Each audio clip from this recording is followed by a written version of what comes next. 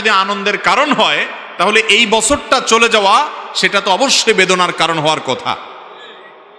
কই, তুমি তো তোমার জীবনে কখনো কোনো বছর চলে যাওয়ার কারণে, শেষ হওয়ার কারণে, আজকে বছরের শেষ দিন, কি করলাম এই বছরে আমি, এই কথা চিন্তা করি কখনো কাঁদো নাই?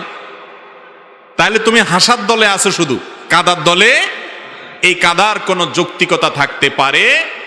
যারা নিজেদেরকে বিজ্ঞান মনস্ক দাবি করে, যারা নিজেদেরকে দাবি করে যে তারা যুক্তি লজিকের বাইরে কখনো কোনো কিছু করে না, তারা ধর্ম পালনকারীদেরকে আঘাত করে, আক্রমণ করে নানা অজুহাত দিয়ে, এই লোকগুলো যখন এই সমস্ত অযৌক্তিক দিবস পালন করে এবং উদযাপন করে, তখন আর বুঝতে বাকি থাকে না যে তাদের কথা এবং কাজে মিল নেই। এজন্য কোনো মুসলমান জন্মদিবস উদযাপন করবে না। জন্মদিবস এটা উদযাপনের কিছু না। একটা নতুন বছর শুরু হলো আমার জীবনে, এটা আমার জন্য বেদনার যে একটা বছর চলে গেছে। অনেক সুযোগ আমার জীবন থেকে